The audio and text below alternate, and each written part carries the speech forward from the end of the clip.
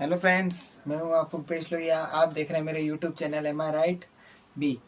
पिछले वीडियोस के अंदर है ना, मैंने आपको बताया था कि मैथमेटिक्स के अंदर है ना कुछ जो सीरीज़ के क्वेश्चंस हैं जो अपन परसेंटेज के अंदर अभी पढ़ रहे हैं वो तो अपन आगे लगाते ही रहेंगे, लेकिन साथ साथ में अपन है ना बेसिक्स कुछ ना कुछ एनालिसिस करने की कोशिश करेंगे।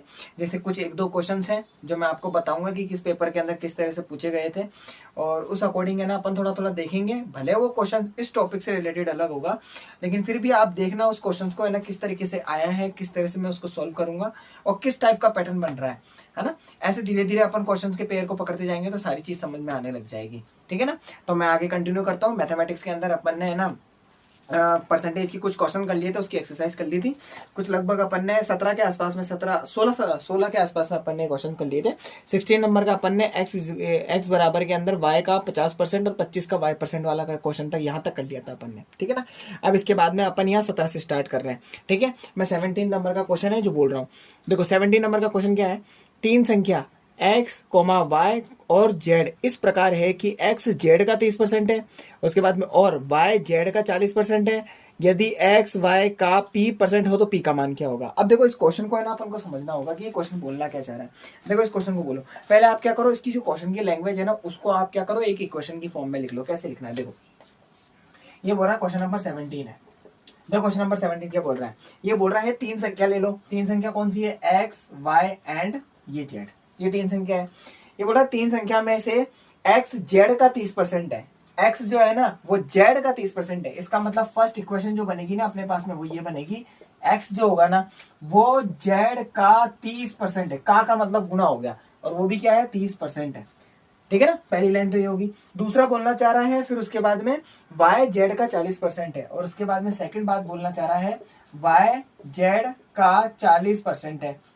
ठीक है ना। ये बात बोलने के बाद में आप बोला कि अगर, यदि, अब यदि बोलो या अगर बोलो, यदि वो बोल रहा है कि x y का p% हो, x y का p% हो, तो उसने बोला कि p का मान ज्ञात करो। तो उसने बस कुल मिला के बोला है कि आप p का मान ज्ञात करो, ये उसने बोल दिया। ठीक है ना। अपने सामने एक कंडीशन दे दी है, इस कंडीशन को यूज करके अपन को पी का मान निकालना है। तो इनडायरेक्टली आपकी सीधी सी बात है, अगर पी का मान आपको निकालना है ना तो पी का मान निकालने के लिए आपको वाई और एक्स का मान पता होना चाहिए, और वाई और एक्स के मान के पता के लिए आपको है ना ये इक्वेशन यूज करनी होगी। अब देखो इस क्वेश्चन को है ना दो तरीके से इस्तेमाल किया जा सकता है।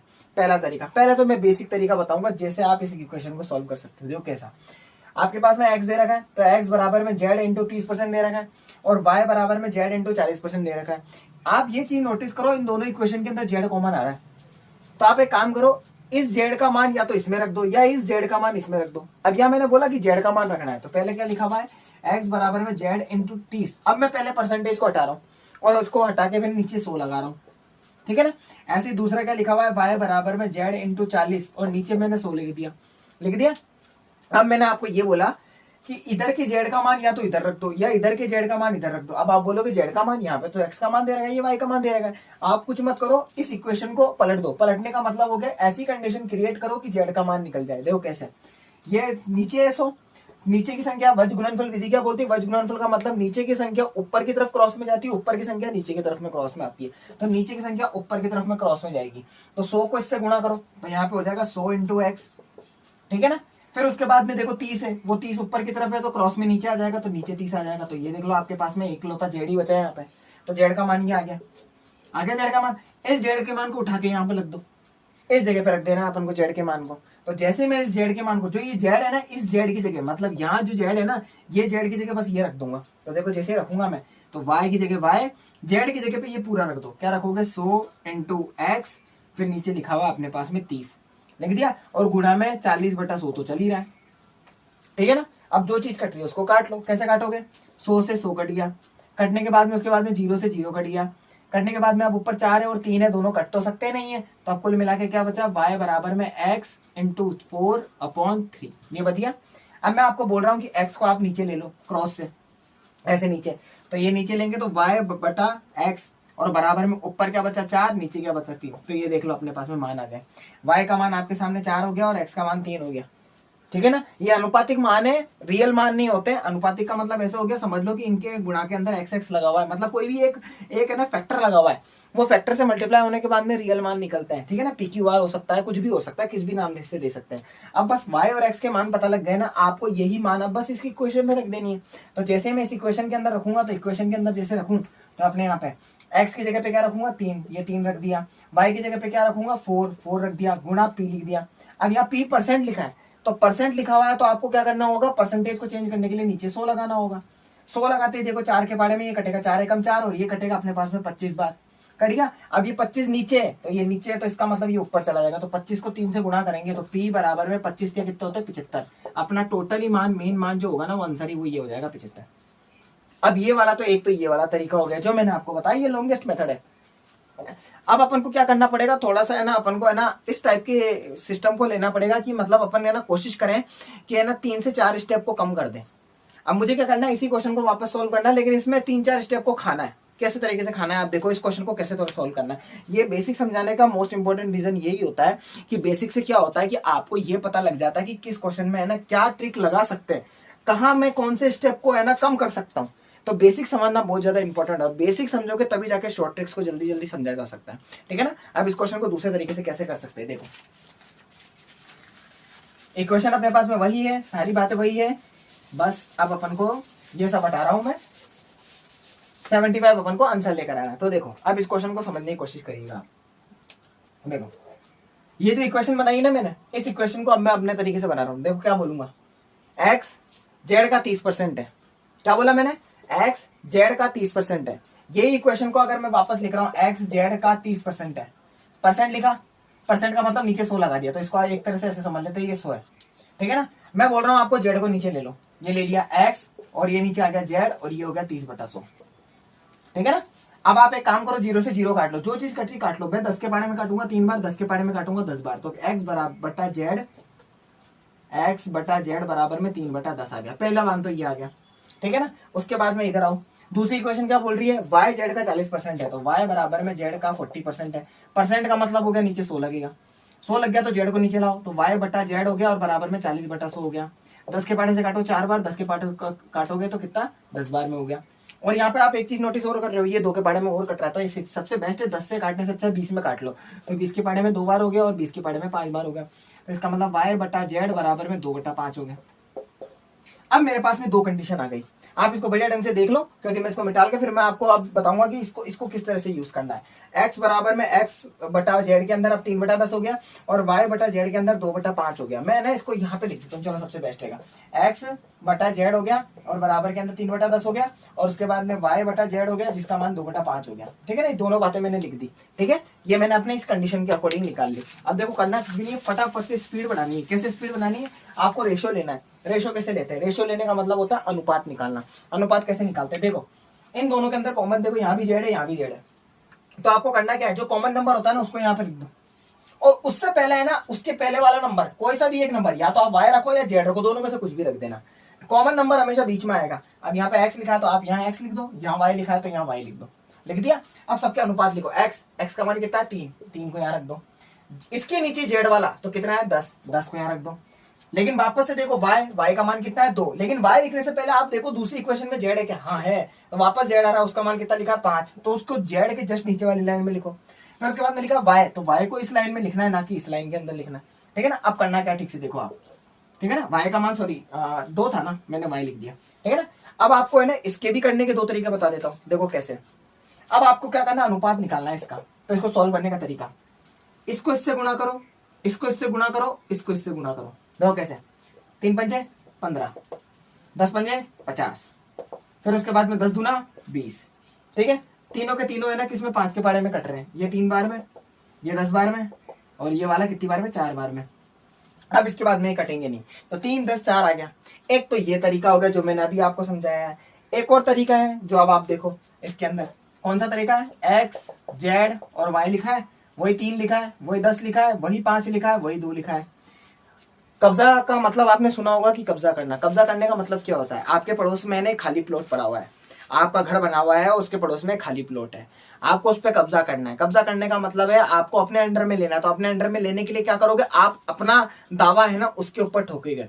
यानी कहने का मतलब हो गया, आपका दावा है 10 रुपए कि मेरे मकान का हिस्सा है, तो 10 रुपए का दावा इधर भी ठोक दोगे। तो कहने का मतलब हो गया, मैंने एक समझाने के तौर पर लिख रहा हूँ एग्जाम्पल में, तो 10 है तो उस 10 को यहाँ ठोकोगे। ऐसे ही मकान 5 यहाँ बैठा है तो ये यहाँ पे भी आ जाएगा। बस सोल्व कर लो इसको। 5 तिया 15, 10 पंजे 50, 10 दूना 20। ये देखो सेम अनुपात सेम अनुपात। काटोगे, काटने के बाद में वही 3, 10 और ये 4 आ गया। अब ये निकलने के बाद में फटाफट से कुछ भी नहीं करना है। एक्स और वाई का मान बोला है ना, तो एक्स और वाई के मान दोनों तैयार है। एक्स का मान है 3 और वाई का मान है 4, बस और कुछ भी नहीं है, इतना सा काम करना है। लिख दिया यहाँ पे, एक्स का मान 3 है, वाई का मान ये 4 हो गया अनुपात का। जेड का पूछेगा तो जेड का मान 10 हो गया, ठीक है ना। तो 3 और 4 अपन को रखना है, तो बस। तो अब यहाँ पे एक्स का मान हो गया अपने पास में 3, वाई का मान हो गया 4 गुना पी परसेंट बोल रहा है तो नीचे 100 तो लगाना ही पड़ेगा। और वही है 4 एकम 4, 4 से काटोगे तो 25 बार में, 25 को 3 से गुना करोगे तो कितना हो जाएगा अपने पास में, पी बराबर में 25 तिया 75 आ गया। देख लो घूम फिर के आंसर आ गया। अब ये दोनों ट्रिक आपके ऊपर डिपेंड करता है कि आप इस ट्रिक के अंदर किस वाली ट्रिक को है ना आप लेना चाहते हो। ये तो इतना समझाया है मैंने, इस वजह से इतना थोड़ा सा लॉन्ग हो गया है, वरना ये 4 से 5 स्टेप के अंदर खत्म होना है। इस वाले ट्रिक के अंदर रेशियो को निकालना है, ये वाला पैटर्न इस्तेमाल करके और या फिर ये वाला पैटर्न इस्तेमाल करके, और उसके अंदर एक मान का मान है ना दूसरे मान के अंदर रखना है, मतलब दूसरी इक्वेशन के अंदर रखना है, ठीक है ना। चलो आगे बढ़ते हैं अपन। अब नेक्स्ट है अपने पास में, देखो नेक्स्ट क्वेश्चन क्या बोलना चाह रहा है। नेक्स्ट क्वेश्चन है अपने पास में क्वेश्चन नंबर 18। एक व्यक्ति सुबह 6 से 8:30 बजे तक कार्य करता, साय का मतलब हो गया शाम को, और सुबह की 6 बजे से कर रहा है काम, तो सुबह के 6 बजे से लेकर रात की 8 बजे तक कार्य करता है। तो बताओ वह कुल कितने प्रतिशत दिन का आराम करता है। अब इस क्वेश्चन को पहले समझना है, उसने पूछा क्या है, आराम करने के बारे में पूछा है या फिर उसके काम करने के बारे में पूछा है। देखो क्वेश्चन नंबर है अपने पास में 18। क्वेश्चन नंबर 18 बोल रहा है कि एक व्यक्ति सुबह 6 बजे से 8 बजे तक काम करता है। सबसे पहले ये मॉर्निंग हो गया, मॉर्निंग के अंदर अपने पास में हो गया सुबह की 6 बजे, मॉर्निंग की 6 AM पर, ठीक है। वो काम करना शुरू हुआ और वो कितनी बजे तक, 8 बजे तक काम करता है, कभी शाम की, तो यानी इवनिंग की अपने पास में कितनी बजे तक काम कर रहा है, 8 PM तक काम कर रहा है। अब सबसे पहले तो अपन को ये समझना है कि एक दिन के अंदर होते हैं 24 घंटे, 24 घंटे के अंदर वो सुबह के 6 बजे लगा, तो सुबह की 6 बजे से लेकर 8 बजे के बीच में कितने घंटे होंगे। तो देखो 6 से 12 के बीच में चलेंगे तो 6 घंटे, फिर उसके बाद में 12 से 6 के बीच में चलेंगे तो कितने हो गए अपने पास में 6 दूनी 12 घंटे हो गए। 12 घंटे के बाद में अपने पास में 6 बजे के बाद में 8 बजे के बीच में 2 घंटे हो गए। तो इनडायरेक्टली इन दोनों के गैप के बीच में, मैं वापस रिपीट कर देता हूँ, 6 AM से शुरू हुआ, 6 AM से पहले 12। इसको टुकड़े में तोड़ने का तरीका सबसे बेस्ट है, घड़ी जिस तरह से बोलती है ना उसी कंडीशन में तोड़ो, इसको सबसे बेस्ट है।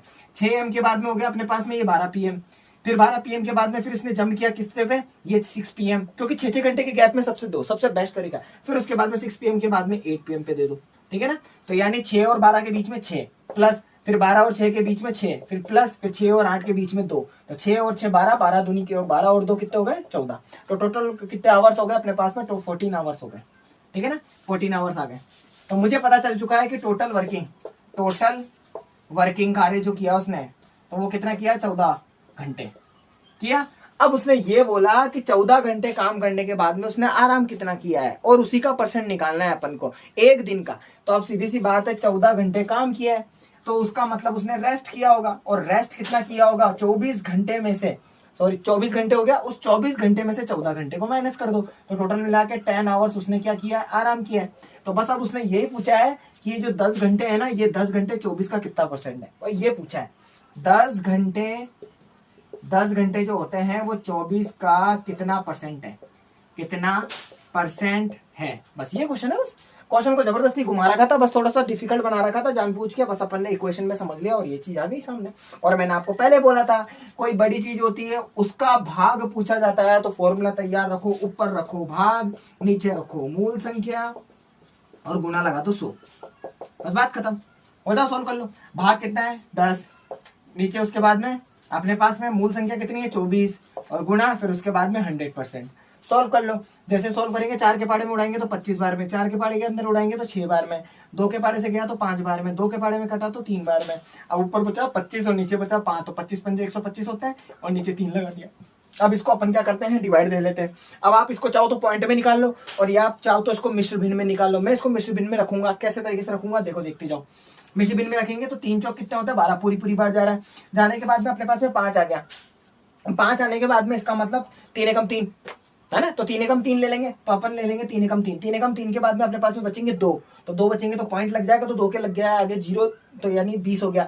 3 के पहाड़े के अंदर 18 आता है अपने पास में, कितना 6 बार के अंदर, 6 बार में फिर 2 बचेगा, तो अब ये 6 चलता ही जाएगा, तो ये 6 6 6 6 6 चलता ही जाएगा। ये तो मैंने आपको बताया पॉइंट में। अब मैं वही बोलूँ आपको, ये पॉइंट हटाऊं, 41 पे रुक गया। 41 पे रुकने का मतलब हो गया कि 3 दूना हो गया अपने पास, सॉरी 3 एकम 3 हो गया। 5 में से 3 गए तो अपने पास में बचेंगे 2। अब 2 बचेंगे अपने पास, इसका मतलब शेषफल 2 आ रहा है। तो यानी कंडीशन क्या होती थी, भागफल से चलते थे शेषफल से, शेषफल से चलते थे सीधा आंसर पे, यही कंडीशन होती थी। तो ये जो 2 है ना, ये 2 तो आएगा नीचे, मतलब किस तरीके से 41 तो यहाँ पे, तो 41 तो यहाँ हो गया, यहाँ पे बचेगा शेषफल, और यहाँ पे कितने से भाग दे रहे हो आप भाग दे रहे थे 3 से, तो आंसर क्या होगा 41, फिर उसके बाद में 2 और ये बटा 3, ये आपका आंसर होगा 41 सही 2/3। और किस में निकाल रहे हैं, भाग निकाल रहे हैं ना परसेंटेज में, तो ये परसेंटेज हो गया, ये आपका परसेंटेज आ गया, ठीक है ना। अब वैसे ही आप है ना क्या करोगे, 10 निकाला, 10 घंटे निकाले ना आपने, ऐसे ही आप 24 का है ना 14 का है ना आपने 14 से 24% का निकालोगे ना, तो 100% माइनस करने पे जो आता है ना, वही अपने पास में नंबर आ जाएगा इसके अंदर। बस आपको कुछ करना कुछ भी नहीं है, आपको सिर्फ अगर वो क्वेश्चन के अंदर ये बोलते हैं कि आप ये बताओ कि 14 घंटे, अभी अपन ने क्या 10 घंटे निकाले ना, तो अपन को बोल रहा हूं मैं कि जैसे 14 घंटे पूछे, वो 24 घंटे का कितना, तो 2 बातें हैं, या तो आप चाहो तो इस तरीके से वही वाला आप भाग ऊपर रख दो, 14 ऊपर रख दो, नीचे 24 रख दो, इंटू 100 कर दो, या तो इसको सॉल्व करोगे तो भी आपका आंसर क्या होगा 100% में से घटाने पर, ये वाला 41 सही 2/3% को घटाओगे तो भी आंसर वही आएगा। अब घटा के देख लो, 100 है, 100 में से अपने पास में 40 घटाते हैं, कितने बच्चे 60 में से ये किसने ले लिया, तो कितने बचेंगे अपने पास में 59, और 59 में 2/3% है। अब 2/3 भाग है, तो सीधी सी बात है 1/3 भाग बचेगा ना, क्योंकि 2 भाग तो इसने, 3 में से 2 भाग इसने ले लिया, तो 1 ही तो भाग बचेगा, तो इसका जो आंसर आएगा ना वो आएगा अपने पास में 59 सही 1/3%, ये आंसर आएगा, आप करके देख लेना, ठीक है ना, ये इसका आंसर आएगा। देखो बहुत सारे तरीके हैं निकालने के, और ज्यादातर क्या होता है मिश्र भिन्न के अंदर ना ज्यादातर क्वेश्चन को है ना मतलब दिया जाता है, ऑप्शंस को ऐसा बनाया जाता है कि हाँ आप मिश्र भिन्न को सोल्व करो, फिर उसके बाद में रखने की कोशिश करो पॉइंट्स के अंदर, ठीक है ना। आगे बढ़ते हैं अपन फटाफट। चलो मैं जो ये जितने भी मैं क्वेश्चंस को सॉल्व करवा रहा हूं, आप इस किताब के अंदर से मैच करा के देख लेना, एक भी तरीका आपको किताब जैसा नहीं मिलेगा मेरे यहाँ कराने के तरीके से। क्यों, उसका रीजन क्या है, क्योंकि क्या हुआ जब क्वेश्चन को स्टार्टिंग के अंदर जब मैंने भी जब सॉल्व किया था ना, जब स्टार्ट किया था, तब मैंने इसी तरीके का इस्तेमाल किया था जैसे ही किया था। फिर किताब ने ना मेरे को ये चीज बताई कि किस चीज को कैसे समझा जा सकता है, मतलब फॉर्मूला जान पूछ के है ना किताब वाले ने बनाया, और जबकि फॉर्मूला है नहीं, उसने खुद ने आपको समझाने के लिए, किताब में जो पढ़ने वाला बच्चा है ना उसके लिए उसने फॉर्मूला बनाया कि बच्चा इस चीज को समझ ले और ऐसे कर ले। लेकिन जैसे जैसे आप क्वेश्चंस करना शुरू हुए ना, तो आपने क्या हुआ इंक्लूड होने लग गए उस क्वेश्चंस में, आपको लगने लग गया कि यार ये चीज है ना अपन है ना खुद ही कर सकते हैं। कैसे कर सकते हैं, अगर मैं आपको जनरली तौर पर बोलूं, आपने इतने रुपए की चीज खरीदी, पहले आप इतने रुपए का खरीदे थे तो इतना का खा रहे थे, अब आप वो चीज में है ना हो गया डिस्काउंट होने का मतलब वो चीज है ना 100 रुपए की जगह 80 में बिकने लग गई, 70 में बिकने लग गई, तो उसके बाद में आपके खाने की स्पीड में कितना ज्यादा बढ़ोतरी हो जाएगी। तो इसको आपने खुद में रिलेट करके देखोगे तो ऑटोमेटिकली आपके क्वेश्चंस बनने लग जाएंगे, सारे क्वेश्चंस को अपने ऊपर रिलेट करके देखोगे तो ऑटोमेटिक क्वेश्चन बनेंगे, ठीक है ना। तो अब आगे बढ़ते हैं, नेक्स्ट है अपने पास में, अब देखो अगला क्वेश्चन क्या बोल रहा है, मैंने बताया था ना 41 से 2/3% ये आ गया आपका, ठीक है ना।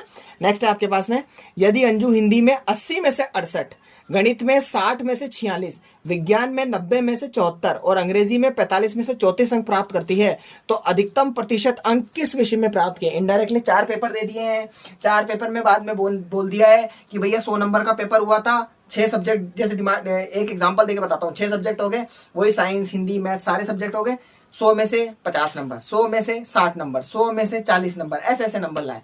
तो अब कुल मिला के आपको बस इतना बताना है कि किसमें अधिकतम प्रतिशत अंक लाई है।